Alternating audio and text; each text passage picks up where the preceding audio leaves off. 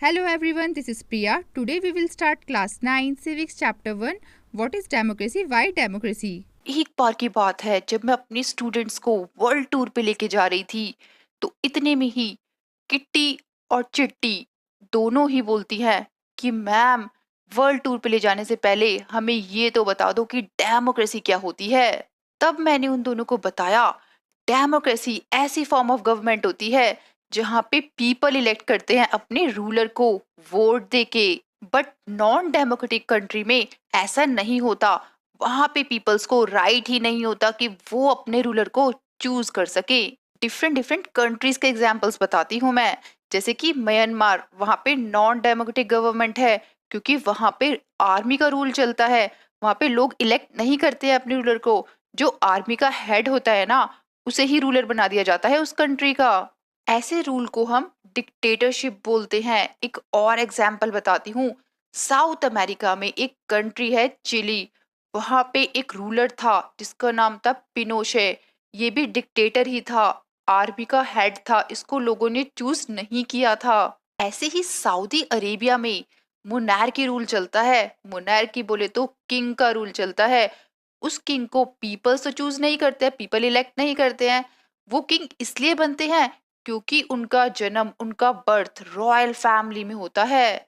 Kitty के mind में एक डाउट आता है। वो बोलती है मैम क्या कोई भी कंट्री जो इलेक्शन करवा रही है वो एक डेमोक्रेटिक कंट्री है? मैंने बोला नहीं बेटा, हमें इसको बहुत अच्छे से देखना पड़ता है कि कहीं ऐसा तो नहीं ये कंट्री बस प्रिटेंड कर रही है कि हाँ हमारे यहाँ डेमोक्रेसी है लेकिन वहां पे डेमोक्रेसी नहीं होती। तो इसके लिए हमें इसके फीचर्स देखने पड़ेंगे कि एक डेमोक्रेटिक कंट्री में क्या क्या फीचर्स होने चाहिए।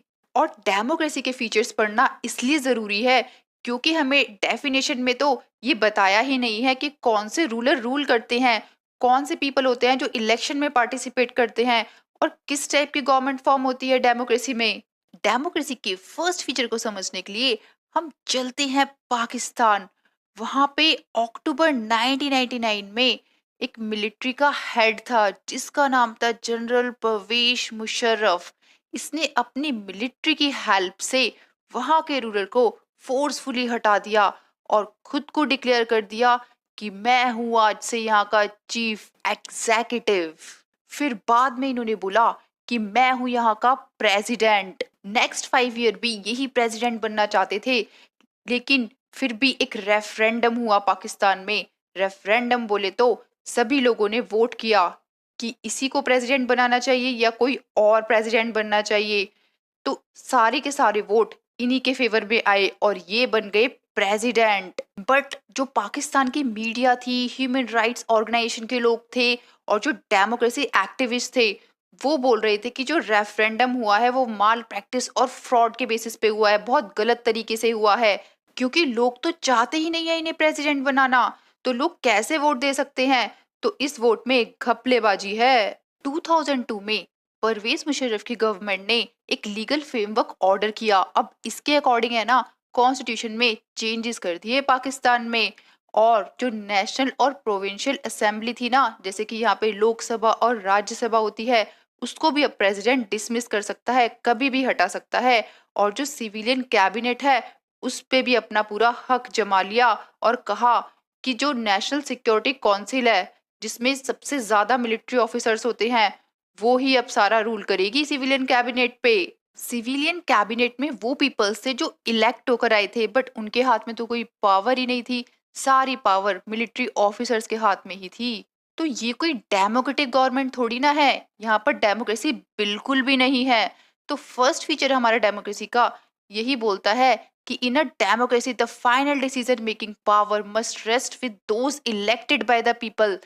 उस पर्सन के हाथ में, उस रूलर के हाथ में सारी पावर होनी चाहिए जिसको पीपल ने इलेक्ट किया है, ना कि जो रूलर जबरदस्ती बना है। ये कोई ऐड नहीं है, आपको एक बहुत ही इम्पोर्टेंट इन्फॉर्मेशन देनी है। एजुकेशन को इजी और अफोर्डेबल बनाने के लिए हमने एक इम्पोर्टेंट स्टेप लिया है। आपके लिए हमने रेडी करा है स्पेशल कंटेंट जो आपके एग्जाम में बहुत हेल्प करेगा।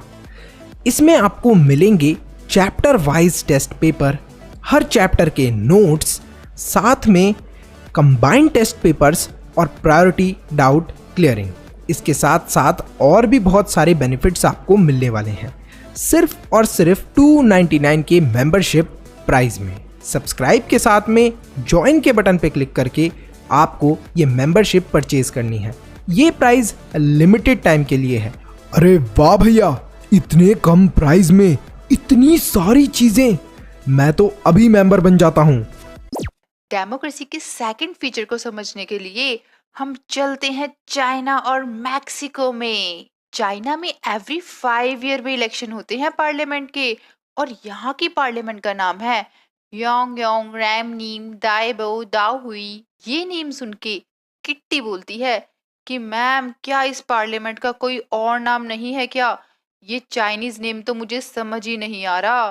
फिर मैंने बोला हाँ क्यों नहीं, चाइना में प्रेसिडेंट को अपॉइंट करने की पावर नेशनल पीपल्स कांग्रेस के हाथ में ही होती है। पार्लियामेंट बहुत पावरफुल होती है यहाँ पे।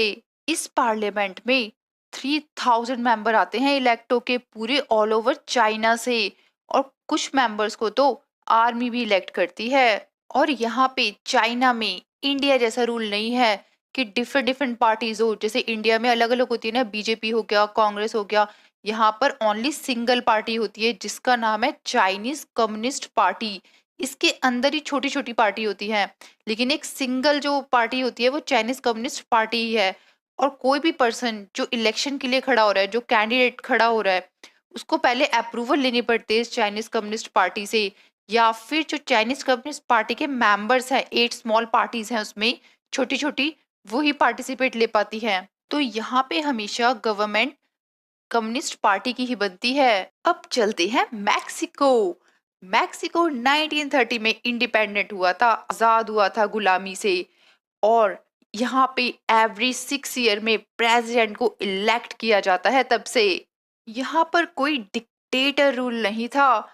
2000 तक इलेक्शन में एक ही पार्टी जीतती आ रही थी यहाँ पर, जिसका नाम था PRI, institutional revolutionary party. PRI elections में जीतने के लिए डर्टी ट्रिक्स को अपनाती थी, जैसे कि गवर्नमेंट ऑफिस में जो एम्प्लॉय होते थे उनको बोला जाता था फोर्सफुली कि वो मीटिंग को अटेंड करें पीआरआई की।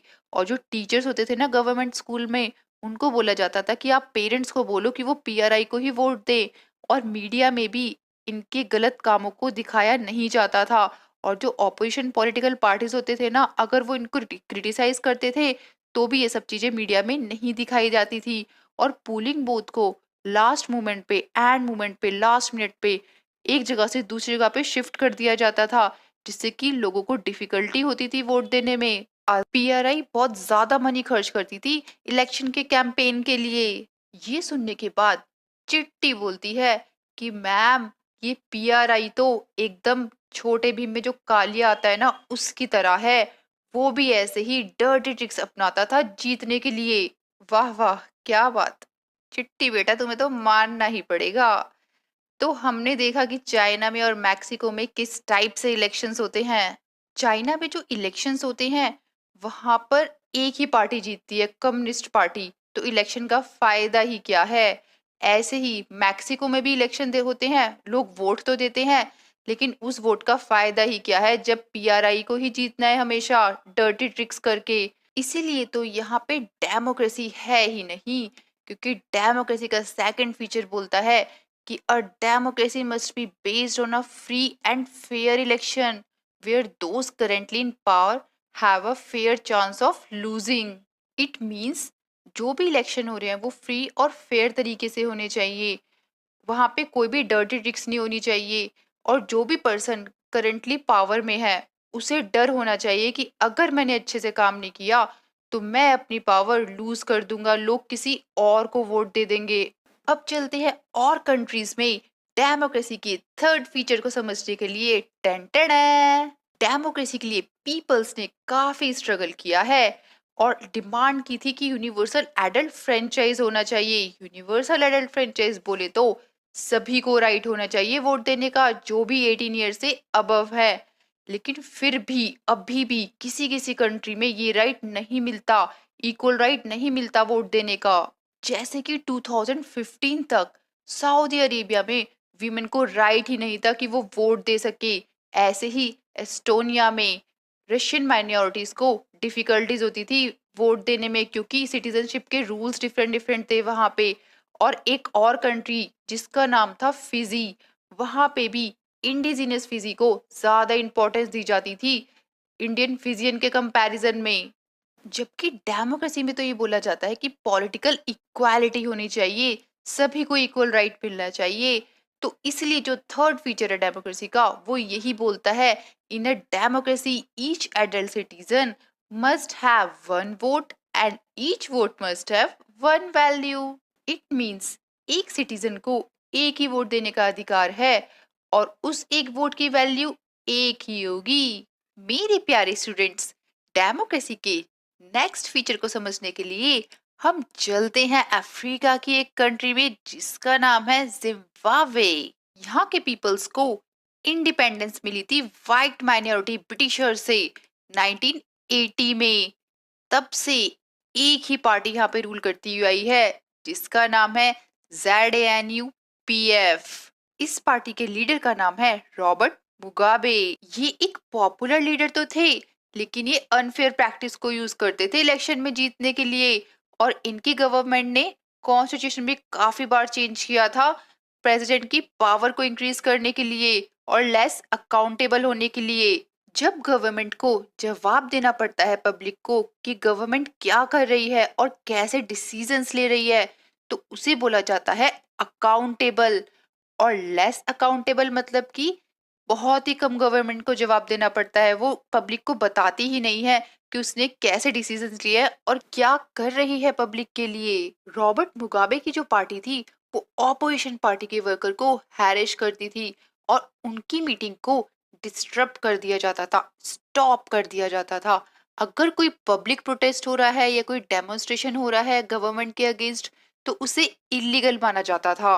प्रेसिडेंट को क्रिटिसाइज करने के लिए लिमिटेड लॉ बनाए गए थे और जो टेलीविजन और रेडियो था ना, वो भी कंट्रोल में था प्रेसिडेंट के। गवर्नमेंट के अगेंस्ट कुछ भी नहीं दिखाया जाता था उसमें। और जो इंडिपेंडेंट न्यूज़पेपर्स थे उसके जर्नलिस्ट को भी हैरेश किया जाता था, उन्हें बोला जाता था कि आप हमारे अगेंस्ट कुछ भी नहीं लिखोगे। इतना ही नहीं, अगर कोर्ट के जजमेंट्स गवर्नमेंट के अगेंस्ट होते थे तो उसे भी गवर्नमेंट इग्नोर करती थी और जजेस को प्रेशराइज किया जाता था। हर बुराई का एंड तो होता ही है, तो ऐसे ही इस पार्टी का भी एंड हो गया 2017 में। इस कंट्री से हमें ये लेसन मिलता है कि रूलर का पॉपुलर होना ही डेमोक्रेसी नहीं होता, पॉपुलर गवर्नमेंट भी अनडेमोक्रेटिक होती है। पॉपुलर लीडर्स भी ऑटोक्रेटिक हो सकते हैं। ऑटोक्रेटिक बोले तो जो अपनी मनमानी करते हैं। अगर किसी कंट्री में पॉपुलर गवर्नमेंट है तो उसे डेमोक्रेसी के लिए इलेक्शन से पहले और इलेक्शन के बाद की एक्टिविटी को अच्छा करना होगा। जैसे कि इलेक्शन से पहले जो ऑपोजिशन पार्टी है उसको बोलने का राइट हो, वहाँ के जो सिटीजन्स हैं उनको बेसिक राइट्स मिले, उनकी रिस्पेक्ट हो, सिटीजन्स किसी भी चीज को फ्री होके थिंक कर सके, सोच सके, उन पे कोई प्रेशर ना हो और अपने ओपिनियन को एक्सप्रेस कर सके पब्लिक में और एसोसिएशन बना सके, प्रोटेस्ट कर सके और भी काफी सारे पॉलिटिकल एक्शन ले सके। लॉ के सामने, कानून के सामने सभी लोग इक्वल हो और जो भी राइट है उसको प्रोटेक्ट कर सके एक इंडिपेंडेंट जुडिशरी, और सभी लोग इस जुडिशरी के ऑर्डर्स को फॉलो करें। ऐसे ही इलेक्शन के बाद कुछ कंडीशन अप्लाई की जाती हैं, जैसे कि जो भी गवर्नमेंट जीती है इलेक्शन में, वो ऐसा नहीं है कि वो कुछ भी मनमानी करे, नहीं, उन्हें बेसिक रूल्स की रिस्पेक्ट करनी पड़ती है और माइनॉरिटीज के राइट्स की भी रिस्पेक्ट करनी पड़ती है। और कोई भी मेजर डिसीजन होता है ना, वो पूरा एक कंसल्टेशन के थ्रू जाता है, सभी लोगों से सजेशन लेनी पड़ती है। जो भी ऑफिस बियरर है, ऑफिस बियरर बोले तो जो पर्सन गवर्नमेंट में काम कर रहे हैं, उनका राइट और रिस्पॉन्सिबिलिटीज कॉन्स्टिट्यूशन में लिखी गई है कि उनको अकाउंटेबल होना चाहिए पीपल्स के लिए ही नहीं बल्कि इंडिपेंडेंट ऑफिशियल्स के लिए भी। तभी तो डेमोक्रेसी के फोर्थ फीचर में बोला गया है कि a democratic government rules within a limits set by constitutional law and citizens right. It means democratic government को कॉन्स्टिट्यूशनल लॉ और सिटीजंस राइट को ध्यान में रखते हुए रूल करना होगा। अब किट्टी बोलती है कि मैम आपने हमें व्हाट इज डेमोक्रेसी बता दिया, उसके फीचर्स बता दिए, अब हमें ये भी बता दो कि डेमोक्रेसी होता क्यों है, व्हाई डेमोक्रेसी। इतने सारे क्वेश्चन बेटा, मुझे तो ऐसा लगता है कि तुम बड़े होके पॉलिटिशियन बनना चाहती हो। अब ध्यान से सुनो कि क्यों है डेमोक्रेसी। तो सबसे पहले मैं बताऊंगी इसके डिसएडवांटेजेस। डेमोक्रेसी में लीडर्स चेंज होते रहते हैं, इस वजह से इंस्टेबिलिटी बनी रहती है। और डेमोक्रेसी में ना पॉलिटिकल कंपटीशन तो कितना ज्यादा होता है, सब अपनी पावर दिखाते हैं, पावर प्ले होता है, इस वजह से कोई स्कोप ही नहीं है मोरालिटी का। मोरालिटी बोले तो कि क्या राइट है, क्या रॉन्ग है, क्या गुड है, क्या बैड है। किसी भी डिसीजन को लेने के लिए बहुत लोगों से कंसल्ट करना पड़ता है, इस वजह से डिसीजन में डिले भी हो जाता है। जो भी लीडर इलेक्ट होकर आता है उसे यही नहीं पता होता कि पीपल का बेस्ट इंटरेस्ट किस में है, इस वजह से बैड डिसीजंस ले लिए जाते हैं। और करप्शन तो डेमोक्रेसी में होता ही होता है, क्योंकि इलेक्टोरल कंपटीशन जो रहता है, ऑर्डिनरी पीपल आम जनता को यही नहीं पता होता कि क्या ठीक है उनके लिए और क्या गलत। तो इसलिए डेमोक्रेसी कोई एक मैजिकल सॉल्यूशन तो है नहीं, क्योंकि इसने पॉवर्टी भी एंड नहीं की है हमारी कंट्री की। डेमोक्रेसी ऐसी फॉर्म ऑफ गवर्नमेंट है जहाँ पे पीपल्स खुद डिसीजन लेते हैं, बट क्या ये डिसीजन ठीक है या नहीं, इसका कैसे पता चलेगा। तो क्या कोई और भी ऐसी कोई गवर्नमेंट है जो डेमोक्रेसी से बेटर है? इसका आंसर फाइंड आउट करने के लिए हम पढ़ेंगे एडवांटेजेस ऑफ डेमोक्रेसी। चलो मेरे प्यारे स्टूडेंट्स, बोरिया बिस्तरा उठाओ और चलते हैं हम चाइना। वहां पर 1958 से 1961 तक फैमिन हुई थी। भूख की वजह से 3 करोड़ पीपल्स मर रहे थे। उस टाइम पर इंडिया की इकोनॉमिक कंडीशन चाइना की इकोनॉमिक कंडीशन से बेटर नहीं थी। तब भी शुक्र है भगवान का कि कोई फैमिन नहीं हुई इंडिया में। और इकोनॉमिक्स बोलते हैं कि ऐसा इसलिए हुआ क्योंकि दोनों कंट्रीज की डिफरेंट गवर्नमेंट पॉलिसीज थी। इंडिया में डेमोक्रेटिक गवर्नमेंट होने की वजह से यहाँ की गवर्नमेंट को रिस्पॉन्ड करना पड़ता है टाइमली फूड स्कैरसिटी के लिए, बट चाइना में ऐसा नहीं है, इस वजह से वहां पे फैमिन हो गई थी। अगर चाइना में मल्टी पार्टी इलेक्शंस होते और गवर्नमेंट को ऑपोजिशन पार्टी और प्रेस फ्रीली क्रिटिसाइज कर पाती, तो शायद ये फैमिन से इतने सारे पीपल्स नहीं मरते। इसीलिए फर्स्ट एडवांटेज डेमोक्रेसी का ये है कि a democratic government is a better government because it is a more accountable form of government. It means government को अकाउंटेबल रहना पड़ता है। अकाउंटेबल मतलब कि जवाब देना पड़ता है अगर किसी भी डिसीजन को लिया है उन्होंने तो, या वो क्या कर रही हैं पीपल्स के लिए। Second advantage, democracy improves the quality of decision making. It means democracy में कोई भी डिसीजन लिया जाता है तो उसको पूरा प्रॉपर कंसल्टेशन के साथ और सभी के साथ डिस्कशन करके लिया जाता है, इस वजह से डिले भी हो जाता है डिसीजन, बट एक परफेक्ट एक सही डिसीजन लिया जाता है। तो डेमोक्रेसी में इम्प्रूव होती है डिसीजन मेकिंग की क्वालिटी, क्योंकि बहुत सोच समझ के लेते हैं डिसीजन। थर्ड एडवांटेज भी सेकंड एडवांटेज से रिलेटेड है।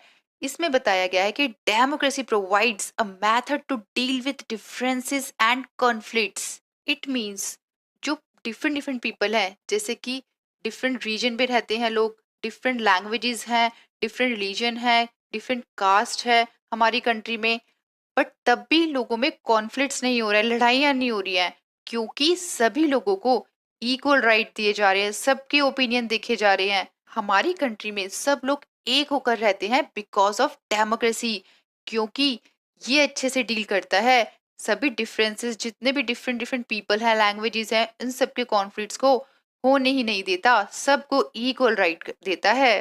डेमोक्रेसी का फोर्थ एडवांटेज है, democracy enhances the dignity of citizens. सभी सिटीजन्स को रिस्पेक्ट मिलती है, उनकी इज्जत होती है, क्योंकि पॉलिटिकल इक्वालिटी जो है सभी को इक्वल राइट मिलता है, चाहे कोई पुअर हो, चाहे रिच हो, चाहे एजुकेटेड हो, चाहे अनएजुकेटेड पर्सन हो। फाइनली हम फिफ्थ एडवांटेज देखते हैं डेमोक्रेसी का। इसमें बोला गया है democracy is better than other forms of government because it allows us to correct its own mistakes. It means democracy वाली गवर्नमेंट में हम अपनी मिस्टेक को करेक्ट कर सकते हैं। वैसे तो गवर्नमेंट चाहे डेमोक्रेटिक हो या नॉन डेमोक्रेटिक हो, दोनों में ही मिस्टेक हो सकती है। बट जो डेमोक्रेसी वाली गवर्नमेंट होती है ना, वहां पर ज्यादा टाइम तक मिस्टेक छुप नहीं सकती, क्योंकि पीपल्स को राइट होता है, पीपल ही शोर मचाने लग जाते हैं अगर कुछ गलत होता है दिखते हैं तो, या फिर मीडिया में हाईलाइट हो जाता है अगर कोई भी गवर्नमेंट गलत कर रही है तो इस वजह से या तो रूलर अपने डिसीजन चेंज कर देता है, या फिर उस रूलर को ही चेंज होना पड़ता है, लोग वोट ही नहीं देते हैं उसे next time. Due to this reason democratic government is better than other form of government. अब समझ में आया किट्टी बेटा तुम्हें कि why democracy is considered the best form of government. इसी बात पे हम थोड़ी और नॉलेज ले लेते हैं।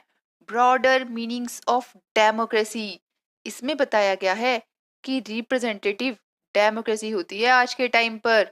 रिप्रेजेंटेटिव डेमोक्रेसी बोले तो पीपल्स वोट देते हैं, किसी भी एक पर्सन को इलेक्ट करते हैं, जिससे कि वो पर्सन उनके बिहाफ पे सारे डिसीजंस ले।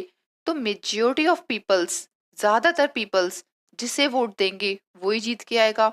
अब जो जीतेगा, जो विनर होगा, उसे क्या बना जाएगा, रिप्रेजेंटेटिव। अब यहाँ पे रिप्रेजेंटेटिव इसलिए बोला जा रहा है क्योंकि वो लोगों के बिहाफ पे सारे डिसीजंस लेगा, क्योंकि सभी लोग एक साथ तो डायरेक्टली रूल नहीं कर सकते हैं, तो उन्हें अपना कोई एक रिप्रेजेंटेटिव चूज करना पड़ेगा ना, एक लीडर चूज करना पड़ेगा। तो इसलिए बोला जाता है इलेक्टेड रिप्रेजेंटेटिव। और इस टाइप की फॉर्म ऑफ डेमोक्रेसी को बोलते हैं रिप्रेजेंटेटिव डेमोक्रेसी। डेमोक्रेसी को हम अपनी स्फीयर ऑफ लाइफ में भी अप्लाई कर सकते हैं। जैसे कि आप अपनी फैमिली का एग्जाम्पल ले लो। अगर आपकी फैमिली डेमोक्रेटिक फैमिली है तो वहां पे सारे डिसीजंस सबके व्यूज को देख के लिए जाएंगे, सबसे पूछा जाएगा और सब लोग एक साथ बैठकर डिसीजंस लेंगे। आप मुझे कमेंट सेक्शन में बताइए कि आपको किस टाइप की गवर्नमेंट पसंद है, डेमोक्रेसी, डिक्टेटरशिप या फिर मोनार्की। किट्टी और चिट्टी, अब चलो इंडिया, बहुत हो गया वर्ल्ड टूर। देखा, अपनी इंडिया ही सबसे बेस्ट है क्योंकि यहाँ पे है डेमोक्रेसी। ये थी इस चैप्टर की स्टोरी। अगर आपको ये चैप्टर अच्छे समझ में आया है तो इस क्वेश्चन का आंसर फटाफट कमेंट बॉक्स में बताओ, और फर्स्ट 20 स्टूडेंट्स जो आंसर देंगे उनका नेम मैं नेक्स्ट वीडियो में अनाउंस करूंगी। और नेक्स्ट वीडियो है people as resource economics chapter 2। And if you like this video, share with your friends. Thank you.